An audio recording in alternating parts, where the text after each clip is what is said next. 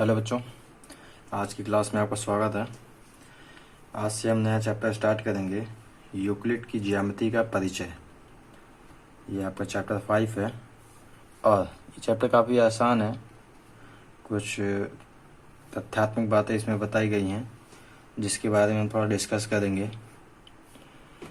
Discuss करने से पहले 2 लाइनें हैं जो हम पढ़ेंगे, वो ये हैं कि शब्द ज्योमेट्री यूनानी भाषा के शब्दों जियो और मेट्रीन से मिलकर बना है। जियो का अर्थ इन्होंने बताया है कि पृथ्वी होता है या भूमि, और मेट्रीन का अर्थ है मापना। इससे ऐसा प्रतीत होता है कि ज्यामिति का उद्गम भूमि मापने की आवश्यकता के कारण हुआ है। ठीक है, ये तो हुआ, वैसे इसका ज़्यादा कुछ यूज़ नहीं है। अब हम उन चीज़ों पे बात करेंगे जो हमारे आगे काम आएंगी। देखो बच्चों, अभी हम क्या करेंगे, कुछ ऐसी बातों पे बात करेंगे जो आपको पहले से ही पता है लेकिन जानना ज़रूरी भी है। ठीक है, तो देख लेते हैं जल्दी जल्दी से, उसके बाद में डिस्कस कर लेते हैं। जैसे यूक्लिड परिभाषा संग्रहित और अभिधारणाओं में हम एक चीज़ देखेंगे, वो ये है कि एक बिंदु वह है जिसका कोई भाग नहीं होता है। कोई भाग नहीं होता क्या मतलब हुआ? ये मैंने एक बिंदु रख दिया, क्या इसका कोई भाग है? नहीं है। मैं पहले ही बता दें बच्चों, ये बहुत ही आसान है, सिर्फ आपको सुनना है बस अभी। ठीक है, एक्सरसाइज हम करेंगे लेकिन अभी क्या है, पेशेंस रख कर आपको सुनना है। सेकंड, एक रेखा चौड़ाई रहित लंबाई होती है। मतलब इस कोई रेखा, जैसे मैंने एक रेखा ऐसे खींच दी, ठीक है, क्या इसमें कोई चौड़ाई है? कितनी चौड़ी है? बस इसमें चौड़ाई रहित क्या होती है? लंबाई होती है। तीसरी, एक रेखा के सीधे बिंदु होते हैं। इसका क्या मतलब हुआ? कहते हैं कि एक रेखा मैंने खींची, अच्छा सीधा का मतलब ये है, तो इस रेखा की सीधा ये हुआ, इस रेखा की सीधा ये हुआ, तो इन दोनों, ये जो रेखा, इन दोनों के जो सिरे हैं वो क्या है? बिंदु ही तो हैं। ठीक है, थर्ड पॉइंट हो गया।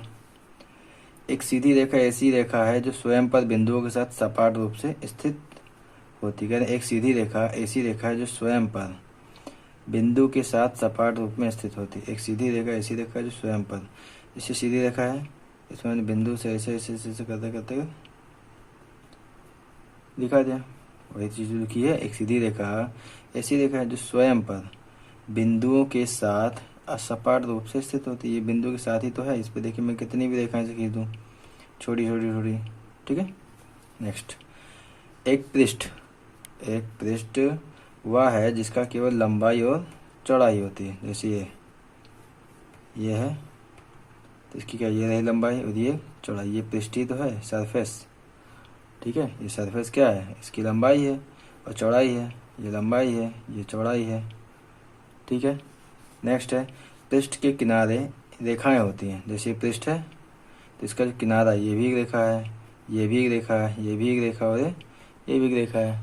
ठीक, समतल पृष्ठ ऐसा पृष्ठ है, समतल पृष्ठ ऐसा पृष्ठ है स्वयं पर सीधी रेखाओं के साथ सपाट रूप से स्थित होता है।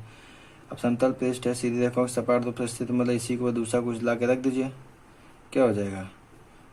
ये बात सही हो जाएगी। ठीक है, तो मैंने आपको पहले ही बोला था कि ये बहुत ही आसान है, सिर्फ आपको एक एक बार सुनना है बस। ठीक है, इसी प्रकार आगे भी देख लेते हैं थोड़ा सा। देखिए बच्चों, यूक्लिड के कुछ अपग्रहितों को बिना उनके द्वारा दिए क्रम के नीचे दिया जा रहा है। ठीक है, मतलब इसके बारे में भी हम थोड़ा सा जानेंगे क्योंकि ये एक्सरसाइज सॉल्व करने में हमारी काफ़ी हेल्प करेंगे। ठीक है, तो पहला चीज़ दिया गया है, कह रहे हैं कि वे वस्तुएं जो एक ही वस्तु के बराबर हों वो एक दूसरे के बराबर होती हैं। बात सही है। क्या है कि वे वस्तुएं जो एक ही वस्तु के बराबर हों एक दूसरे के बराबर होती हैं। अब अगर आप ये बात नहीं समझ पाए तो मैं आपको एग्जांपल से समझाता हूँ। ठीक है, देखिए क्या है कि मैंने क्या किया, कह रहे हैं कि वे वस्तु जो एक ही वस्तु के बराबर, मैंने मान लो यहाँ पे ले लिया, मैंने कहा ए जो है ये एक्स के बराबर है। ठीक है, और एक मैंने कोई दूसरी वस्तु ले ली बी, मैंने कहा ये भी एक्स के बराबर है। ठीक है, तो जब ए एक्स के बराबर बी एक्स के बराबर, तो ए बराबर बी नहीं होगा, जाहिर सी बात है। या अगर आप ऐसे नहीं समझ पाए तो ऐसे समझ लीजिए, ए एक्स के बराबर है बी एक्स के बराबर, तो जिसका एक साइड बराबर है इसका RHS बराबर है तो उसका LHS भी बराबर होगा, आप ऐसे समझ लीजिए। तो यही बात तो ये कह रहे हैं, पहले पॉइंट में इन्होंने ही बात बताई कि वे वस्तुएं जो एक ही वस्तु के बराबर हों एक दूसरे के बराबर होती हैं, ठीक है। सेकंड पॉइंट देखेंगे। सेकंड पॉइंट है यदि बराबरों को बराबरों में जोड़ा जाए तो पूर्ण भी बराबर होते हैं। बात समझ पाए आप क्या कह रहे हैं? कह रहे हैं यदि बराबरों को बराबरों में जोड़ा जाए तो पूर्ण भी, मतलब जो जोड़ने के बाद जो रिजल्ट आएगा उनका रिजल्ट भी बराबर होगा। इस चीज़ को भी मैं एग्जांपल से आपको समझा सकता हूँ। देखिए क्या कहा इन्होंने, यदि बराबरों को बराबरों में जोड़ा जाए। मान लीजिए यहाँ पे मैंने 2 ले लिया बराबर, ये दोनों आपस में बराबर है कि नहीं। कहीं यदि बराबरों को बराबरों में जोड़ा जाए, मान लीजिए मैं इधर भी 1 जोड़ दे रहा हूँ और इधर भी जोड़ दे, अब इन दोनों का रिजल्ट भी देखिए क्या आएगा, इधर 3 आया और इधर भी 3 आया, ठीक। बस यही तो कहना चाह रहा हूँ कि यदि बराबर हैं तो बराबरों में जोड़ा जाए तो पूर्ण भी बराबर होगा। एग्जाम्पल ऐसे भी ले सकते हैं, इधर A है और इधर A है, ठीक, ये बराबर हैं। अब इन बराबरों को मैंने क्या कि किसी बराबर में जोड़ दें, मैं 2 है इसमें 2 जोड़ दे रहा हूँ, इसमें भी 2 जोड़ रहा, देखो A+2 बराबर A+2 बराबर है। सेकंड पॉइंट भी क्लियर हो गया, ठीक है। थर्ड पॉइंट देखेंगे। इसी प्रकार हमारा जो थर्ड पॉइंट है वो भी बिल्कुल इसी जैसा ही है। कहीं यदि बराबरों को बराबरों में से घटाया जाए तो शेषफल भी बराबर होगा। इसको ऐसे समझिए, इधर A इधर A दोनों बराबर हैं। यदि बराबरों को बराबरों में से घटाया जाए, बराबर मतलब 2 में से, ये 2 इसमें से घटा दें, 2 इसमें से घटा दें, ठीक है।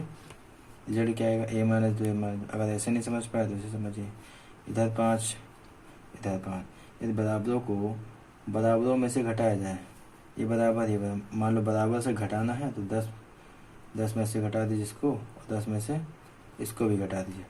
10 में से 5 आएगा, क्या बचेगा 5। 10 में से 5 आए, क्या बचेगा 5। सही रिजल्ट है, ठीक है। फोर्थ नंबर देख लीजिए, पॉइंट 4 देखेंगे। बच्चों मैं आपसे उम्मीद कर रहा हूँ कि आप बुक लेकर बैठे होंगे, ठीक है। जब भी क्लास लीजिए बुक लेकर बैठिए। पॉइंट 4 कह रहा है कि वे वस्तुएं जो परस्पर संपाती हों एक दूसरे के बराबर होती हैं। वे वस्तुएं जो परस्पर संपाती हों, संपाती का मतलब होता है एक दूसरे के ऊपर आ जाना, बिल्कुल प्रॉपर ढक लेना, ठीक है।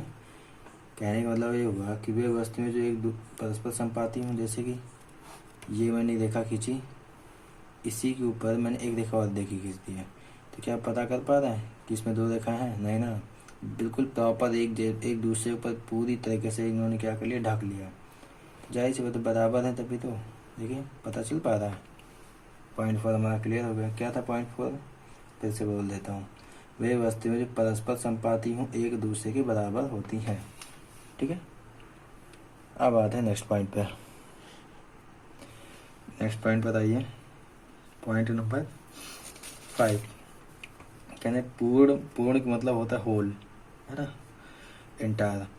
पूर्ण अपने भाग से बड़ा होता है, ये बात तो सही है ना। भाग मतलब टुकड़ा। देखिए ये 5 सेंटीमीटर की कोई रेखा थी, ठीक है। इसके मैं मान लीजिए 2 टुकड़े कर दूँ, एक टुकड़ा ये कर दिया 2 सेंटीमीटर का, एक कर दिया 2 सेंटीमीटर, एक कर दिया 1 सेंटीमीटर का। तो इस 5 सेंटीमीटर तो पूर्ण है, कंप्लीट है ये। तो ये 5 सेंटीमीटर इस टुकड़े से 2 सेंटीमीटर से बड़ा है कि नहीं है? ये पूर्ण है ना पूरा 5, यहाँ से यहाँ तक ये पूर्ण है। और ये पूर्ण जो है अपने टुकड़े से हमेशा बड़ा ही होगा, चाहे ये टुकड़ा उठा के देख लीजिए, चाहे ये टुकड़ा उठा के देख लीजिए, चाहे ये टुकड़ा उठा के देख लीजिए। तो यही बात बोल रहे हैं कि पूर्ण जो होता है अपने भाग से हमेशा बड़ा होता है, ये बात सही है, ठीक है। नेक्स्ट पॉइंट देखेंगे। नेक्स्ट पॉइंट है हमारा, एक ही वस्तुओं के दुगने परस्पर बराबर होते हैं। बिल्कुल सही है। ये ए वस्तु है, इसका 2 गुना मान लो, मैंने कहा एक 2x है, ठीक है।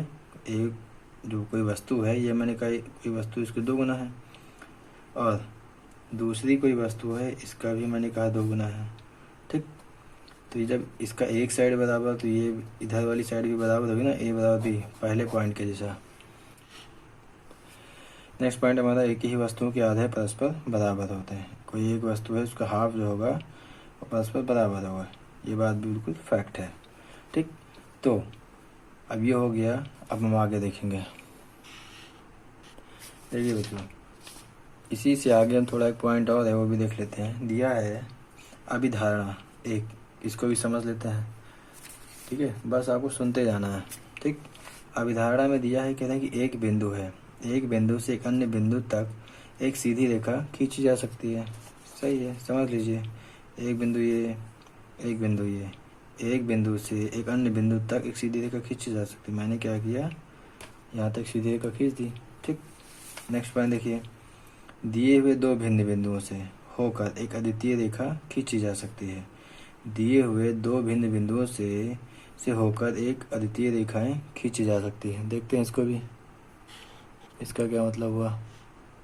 देखो बच्चों, इसका सेंस क्या निकालते हैं कि दिए हुए दो भिन्न बिंदुओं से, एक बिंदु ये, एक बिंदु ये, दो बिंदु हैं जो भिन्न हैं।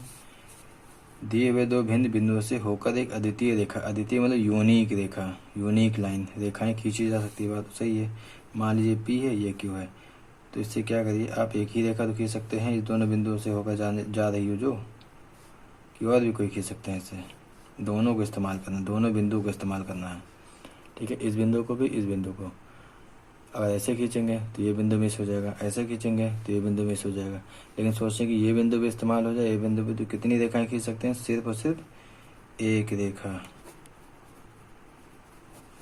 ठीक है, नेक्स्ट देखो बच्चों, नेक्स्ट पॉइंट है आपका, एक शांत रेखा टर्मिनेटेड लाइन को अनिश्चित रूप से बढ़ाया जा सकता है। इसका एग्जांपल यहाँ समझ सकते हैं। एक रेखा ए बी है, इसको जितना चाहो उतना बढ़ाते चले जाइए, इसी प्रकार इसको जितना चाहो उतना बढ़ाते चले जाइए। ठीक है, तो यही बात ही कह रहे हैं, आप अनिश्चित रूप से जितना चाहो उतना बढ़ा लीजिए। ठीक, पॉइंट नंबर, अवधारणा नंबर 3 है, किसी को केंद्र मानकर, किसी को भी केंद्र मान लीजिए मानकर और किसी त्रिज्या से एक वृत्त खींचा जा सकता है। मतलब ये नहीं बता रहे हैं कि कितनी त्रिज्या लेनी है या कहाँ पे बिंदु बांधना है, बस किसी को भी केंद्र मान लीजिए, अपनी मर्जी से त्रिज्या लीजिए और खींचेंगे तो वृत्त ही बनेगा वो। ठीक है, एग्जाम्पल के तौर पे मैंने यहाँ बिंदु रखा इसे और त्रिज्या अपनी मर्जी से मान लीजिए 2 सेंटीमीटर ले लिया इसे। ठीक, 2 सेंटीमीटर त्रिज्या ली, खींचेंगे तो त्रिज्या ही, वृत्त ही तो बनेगा। मान लीजिए यहाँ पे मैंने पॉइंट ऐसे रखा, निडल को रखा, त्रिज्या ले ली 3 सेंटीमीटर अपनी मर्जी से, और खींचोगे तो अब वृत्त ही बनेगा, आयत नहीं बन जाएगा। ठीक है ना, तो यही कहना चाह रहा हूँ। पॉइंट नंबर 4 क्या है इनका, सभी समकोण एक दूसरे के बराबर होते हैं। तो जाहिर सी बात है, जितने भी समकोण होंगे एक दूसरे के बराबर ही तो होंगे। ठीक है, नेक्स्ट पॉइंट देखिए, यदि एक सीधी रेखा दो सीधी रेखाओं पर गिरकर अपने एक ही ओर दो अंतःकोण इस प्रकार बनाए कि इन दोनों कोणों का योग मिलकर दो समकोणों से कम हो, तो वे दोनों सीधी रेखाएं अनिश्चित रूप से बढ़ाए जाने पर उसी ओर मिलती हैं जिस ओर यह योग दो समकोणों से कम होता है। क्या सेंस है इसका, इस बात को हम कैसे समझेंगे, देखिए समझाते हैं इसको। मान लीजिए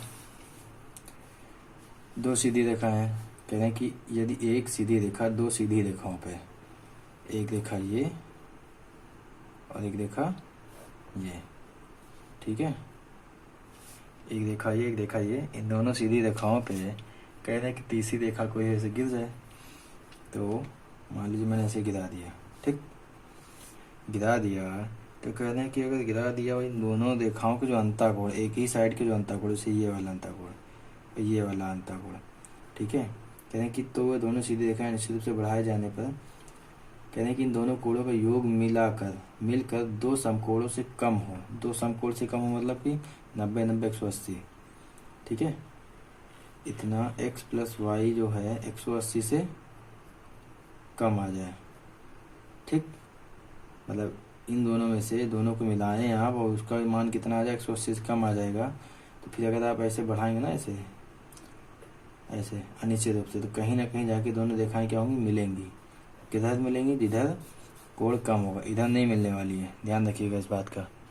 ठीक है, ऐसे बढ़ाते चले जाइए, कहीं ना कहीं तो जाके मिलेंगी, क्योंकि ये दोनों का टोटल करेंगे आप तो 180 से कम हो, दो समकोणों से कम हो, तभी ऐसा होगा। किधर मिलेंगे, जिधर कोण का मान कम होगा।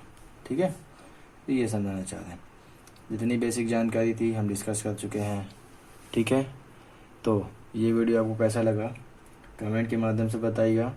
नेक्स्ट वीडियो में हम एक्सरसाइज डिस्कस करेंगे, बहुत ही आसान तरीके से विथ एग्जाम्पल, आपको ज़रा से भी दिक्कत नहीं होगी। आज के लिए बस इतना ही। Thank you.